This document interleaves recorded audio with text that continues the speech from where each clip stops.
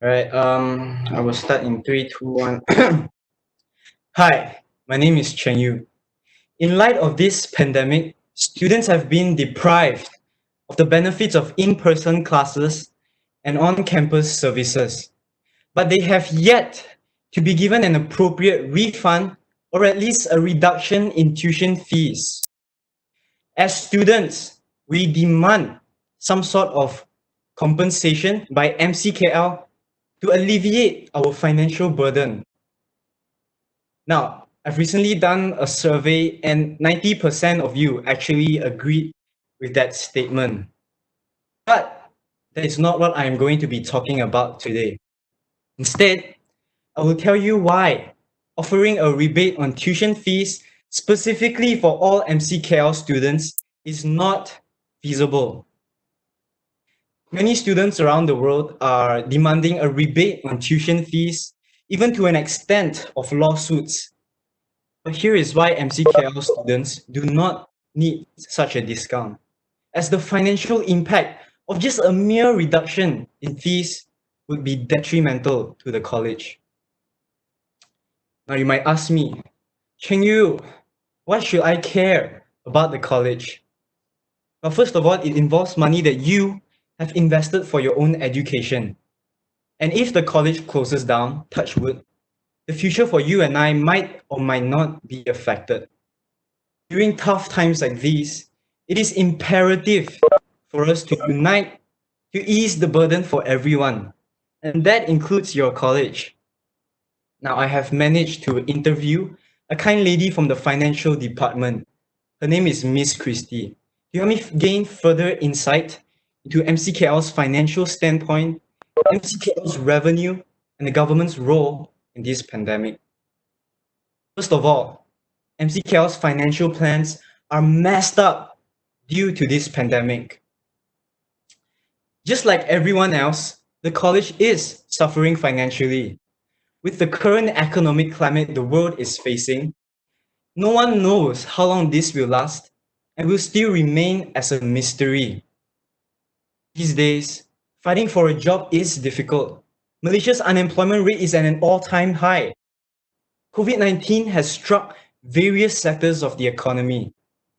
Now, based on the employment insurance system, job losses in Malaysia has increased by 42% in just the first quarter of 2020.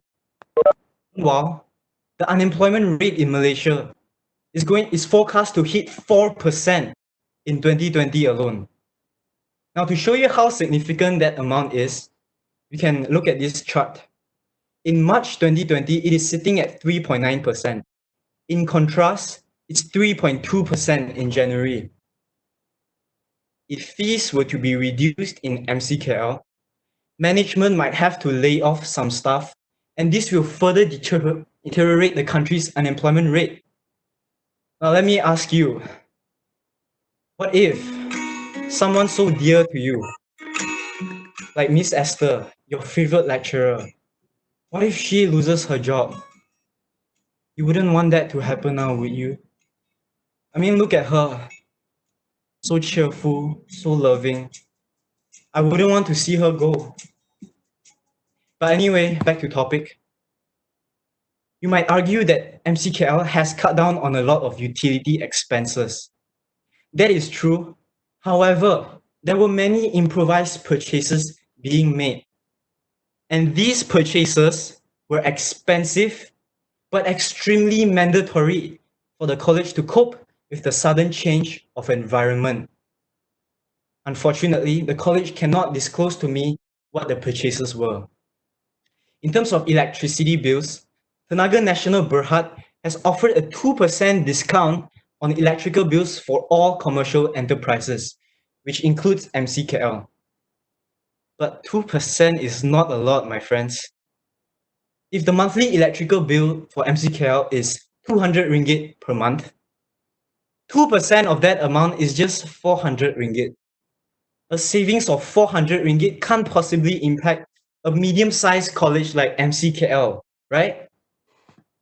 Next, before implementing a discount on any sort of fees, there is a lot of things to consider, like the effects the overhead costs, the other sources of income the institution can generate from.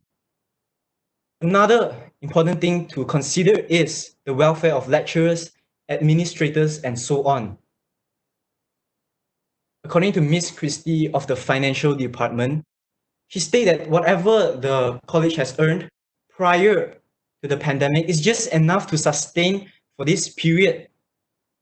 If the situation prolongs, I'm afraid the college will be in dire situation.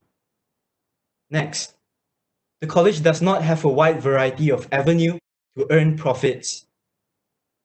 Private institutions like MCKL are one of the most affected institutions if fees were to be reduced. This is because they rely heavily on them. Student fees are being used to facilitate all kinds of costs incurred by the college. If MCKL does not have a solid alternate source of income, the college might close down, and the situation for you and I will be complicated. We do not want that to happen now, do we? Next, another important thing to note is MCKL has lost a large margin of its primary source of income. You guessed it, students. It is expected to have a 37% drop in student enrollment throughout the year. Such loss will have an everlasting impact on the college's finances. MCKL needs healthy profits. Again, according to Miss Christie, she stated that 80% of MCKL students have scholarships. And on top of that, MCKL is not subsidized by any party, not even the government. We have to scrap the idea that MCKL is a well-funded institution because it is not. They have no big corporation arm backing them up. They have other stakeholders to address too as well. The option to provide a reduction would have been discussed if MCKL is a well-funded institution. Lastly, any form of relief should be done by the government. Now, the federal government conducts national affairs. They are mainly involved in funding, such as for health, education, etc. Unless you have been living under a rock, you will know that the Malaysian government has offered a temporary relief to all small and medium-sized enterprises. For students, a one-off relief of 200 ringgit across the nation.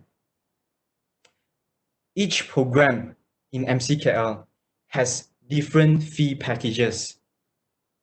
Tell me then, how much would be a better relief amount if MCKL were to provide it to our students on top of the scholarships provided? Not a lot. So here's what I propose. For students who are suffering financially, you can apply for the financial aid. Also, the college should consider giving a reduction in fees only to B40 students who do not receive any loans or scholarships, up to 20 to 50%. Now, B40 students refer to students whose household income is less than 3,855 ringgit per month. Now, I have talked about MCKL's financial standpoint, MCKL's revenue, and the government's role. Now, I understand the concerns as a student myself, the amount of fees that you are paying to the college. I also understand that you and I are doing our bit to help our parents save in any way possible. But note this, your lecturers, the operational admins, are doing their best in providing you the best service possible in the midst of this uncertainty. Some of the staff are very dependent on their current jobs. If MCKL does not maintain a healthy income flow, then they might lose their job. In turn, they will suffer and will not be able to provide for their families. Hence, it is vital for us to consider both spectrums, the students and the staff, before making our argument. With that, I conclude my speech. Thank you for listening.